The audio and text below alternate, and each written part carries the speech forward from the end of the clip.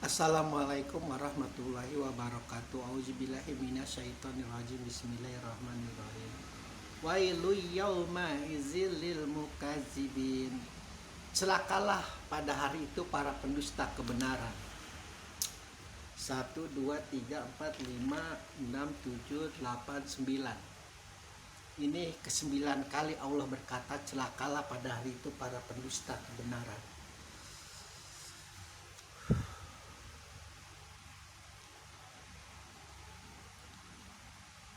Semakin kita mendalami Al-Quran, semakin kita terjun ke dalamnya, semakin kita berenang di tengah-tengah airnya, maka proses untuk mengisapi diri itu semakin nyata. Al-Quran adalah bukan tempat untuk berleha-leha, tempat untuk santai dalam proses manusia itu menuju kepada Allah. Meski derajat ketakwaan yang paling rendah adalah rasa takut, dan itu mungkin hampir seluruh orang yang berla ilaha illallah Muhammad Rasulullah memiliki rasa takut kepada Allah. Baik itu dia seorang jalim, mungkin seorang korup, mungkin seorang penipu, seorang pembunuh, bahkan dia masih memiliki derajat ketakwaan, yaitu takut kepada Allah, takut akan murka Allah, takut akan hukuman kepada Allah. Namun sebagai manusia rasa takut itu tidak cukup, harus diikuti dengan perjuangan sekuat hati, sekuat tenaga untuk senantiasa mengikuti perintahnya, senantiasa untuk menjauhi larangannya. Mau tidak mau, bagi mereka yang berakal, bagi mereka yang memiliki hati, bagi mereka yang mau tidak mau harus ikut campur hawa nafsunya dalam kehidupan sehari-hari. Maka dikatakan oleh Rasulullah ketika pasukan muslimin memenangi peperangan Badar, perang yang kalian lakukan ini hanyalah perang kecil. Perang yang sesungguhnya adalah dalam kehidupan sehari-hari, yaitu melawan hawa nafsu.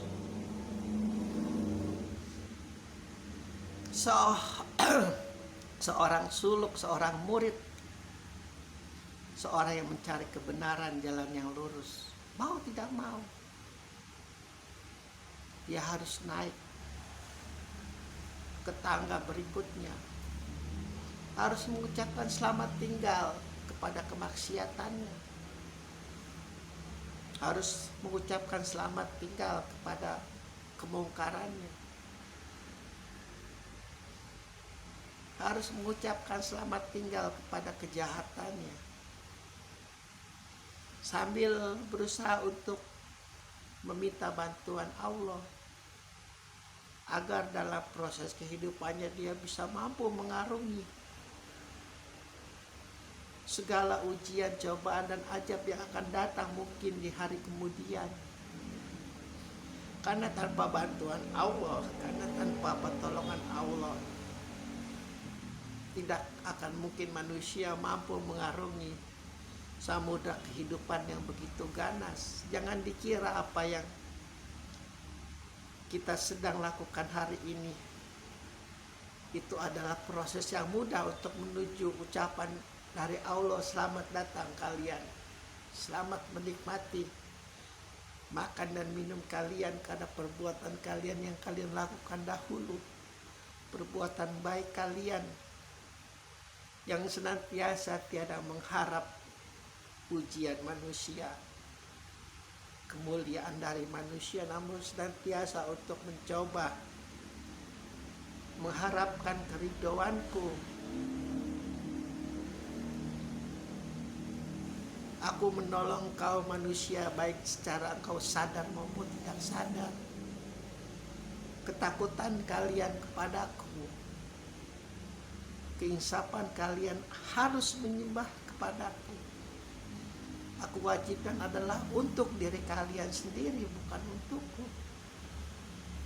Sholat yang kalian lakukan, zakat yang kalian lakukan, puasa yang kalian lakukan, haji yang kalian lakukan adalah untuk kalian sendiri.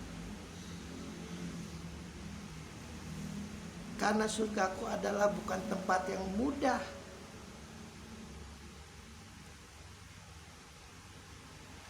Bagi mereka yang tidak mengharap untuk bertemu denganku. Namun dalam kesejatiannya, dalam hakikatnya sesungguhnya mudah.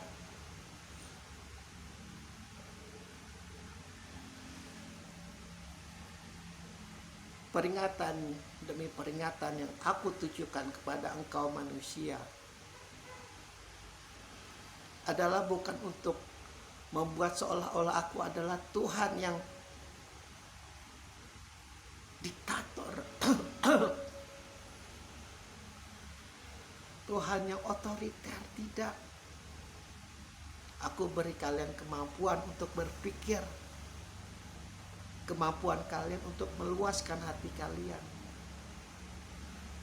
Maka mohon bantuanlah kepadaku. Tanpa bantuan dariku seluruh nabiku itu tidak akan selamat satupun. Karena Laknatullah tahu betul kelemahan kalian.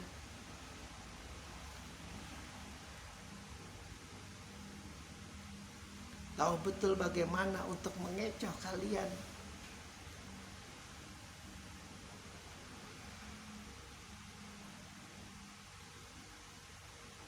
Celakalah pada hari itu para pendusta kebenaran.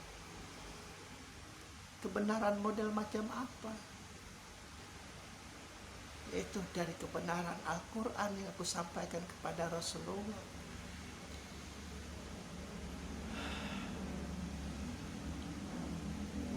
Para imam-imam,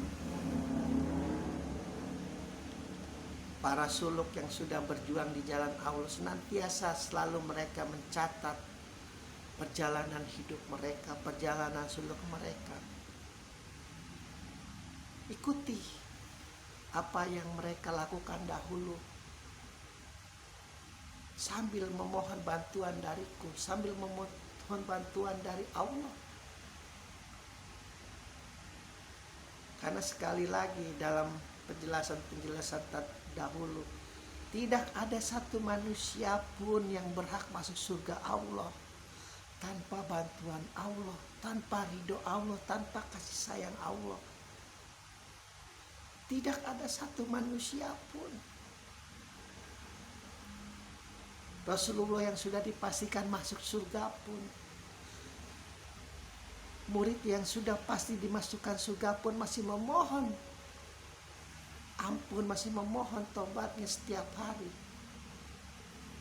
Karena paham betul selama napas ini masih ada di dalam dirinya, maka masih ada kemungkinan dari dia untuk berbuat murtad, untuk berbuat ingkar, untuk berbuat fasik, untuk berbuat curang, untuk berbuat bohong. Dan semua itu akan mereka lakukan tanpa aku bantu, tanpa aku tolong, untuk menguatkan hati mereka, untuk menguatkan pikiran mereka. Jadi seorang suluk itu memang mau tidak mau harus mengucapkan selamat tinggal kepada kejahatan, kepada kemaksiatan, mau tidak mau. Mau tidak mau harus melakukan hijrah. Hijrah yang senantiasa diikuti dengan sikap yang rendah hati, sambil terus berdoa. Semoga banyak yang mendapat hidayah. Semoga semakin banyak yang mendapat pertolongan Allah. Semoga semakin banyak yang mendapat kasih sayang Allah. Semoga semakin banyak orang yang terhindar dari ancaman Allah yang berkata, celakalah pada hari itu para pendusta kebenaran.